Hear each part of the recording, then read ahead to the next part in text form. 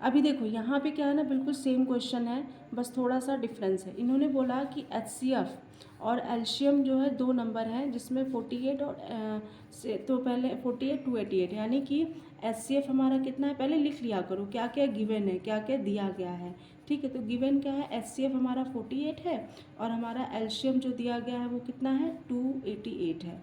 ठीक है, अब कह रहे हैं कि if the one number is 44, अगर मान लो वन नंबर यानी कि फर्स्ट नंबर हमारा क्या हो, 144 हो, तो हमें सेकंड नंबर बताना है। अब देखो कितना इजी हो गया ना, आप पहले लिख लिया करो कि हमें क्या दिया है, क्या फाइंड आउट करना है, फिर हमें फार्मूला अप्लाई कर देना है। अगर हम फार्मूला लिखें तो हमें पता है कि first number into second number is equal to LCM into HCF।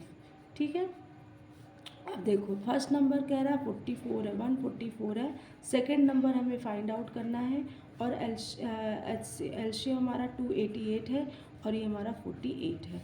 Second number को फाइंड आउट करने के लिए हमें क्या करना है, 288 इंटू 48 डिवाइडेड बाई 144।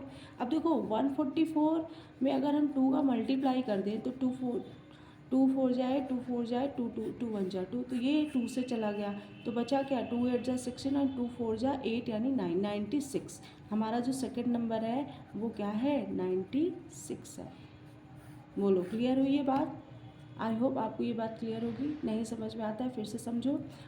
एक HCF दिया हुआ है और एक एल्शियम दिया हुआ है, हमें गिवन है। फर्स्ट नंबर हमारा 144 है और सेकंड नंबर हमें फाइंड आउट करना है, तो हमें फार्मूला पता है और फार्मूला अप्लाई करेंगे, फटाफट आंसर निकाल लेंगे। ओके चलो नेक्स्ट चलते हैं। देखो ये क्वेश्चन ना मैं आपको समझाती हूँ, बहुत ही कॉन्सेप्चुअल क्वेश्चन है, ज़रा सा ध्यान दोगे ना, ऐसे क्वेश्चंस आप जब नवोदय का पेपर देते हो, CHS का पेपर देते हो ना, तो ऐसे क्वेश्चन पूछे जाते हैं और फिर आप ही कंफ्यूज हो जाते हो ना कि इसमें करना क्या है। तो चलो देखते हैं क्या करना है।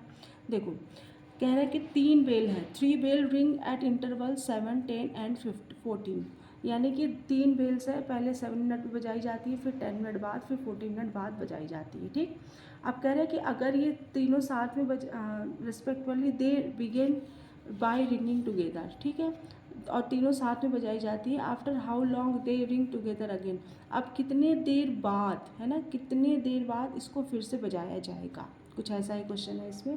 तो हमें इसमें करना क्या है, देखो मैं आपको सिंपल सी बात बताती हूँ। 3 नंबर्स दिए गए हैं, क्या दिया गया है, 7 10 एंड 14 दिया गया है ना। अब आपको मैंने क्या बताया था कि HCF और एल्शियम, HCF यानी ग्रेटेस्ट नंबर और एल्शियम यानी स्मॉलेस्ट नंबर। ओके, अब देखो HCF में अगर ग्रेटेस्ट नंबर है ना ये, तो मैंने क्या बताया था कि आपको ऐसा टेबल सर्च आउट करना होता है जिससे सभी के सभी कैंसल आउट हो जाए, और इसमें सिर्फ अगर 3 नंबर है तो 2 ही नंबर कट आउट हो जाए।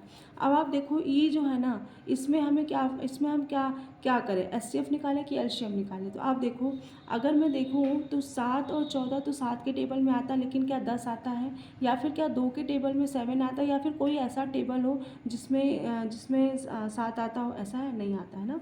तो हमें क्या पता चल गया कि हमें इसका क्या निकालना है, एल्शियम।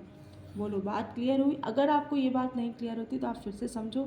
अगर हमारा ये तीनों नंबर एक ही टेबल से डिवाइड होता है तो HCF निकालना होगा, अगर ये तीनों नंबर में सिर्फ 2 ही डिवाइड होता है तो हमें एल्शियम निकालना होगा। ठीक है, अब देखो हम यहाँ निकालते हैं एल्शियम, तो 7 1 जा 7 और 7 में 10 आता नहीं है, तो 7 2 जा 14। अब हमें 2 के टेबल लेने हैं, 2 5 जा 10 एंड 2 1 जा 2।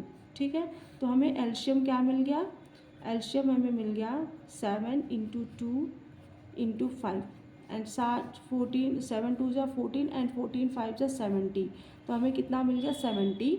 ठीक है, अब आगे हमें इसको आंसर बताना है मिनट में, हाउ लॉन्ग का मतलब है कि हमें टाइम बताना है। तो आप मेरे को ये बताओ क्या कभी 70 मिनट होता है, बोलो नहीं होता ना।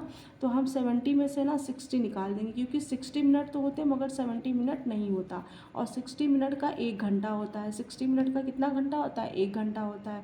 और यहाँ पे हमारा क्या बचा, 10 मिनट बचा, यानी कि अब जो हमारी ये तीनों कह रहा है कि दे रिंग टुगेदर अगेन, अब ये कब बजेंगे, ये तीनों साथ में कब बजेंगे, 1 घंटे 10 मिनट बाद, 1 घंटे 10 मिनट बाद बजेंगे। समझ में आया, कितने देर बाद बजेंगे, 1 घंटे 10 मिनट बाद, यही आपका आंसर है। तो 3 वेल्स आपकी कवरिंग करेंगे 1 घंटे 10 मिनट बाद।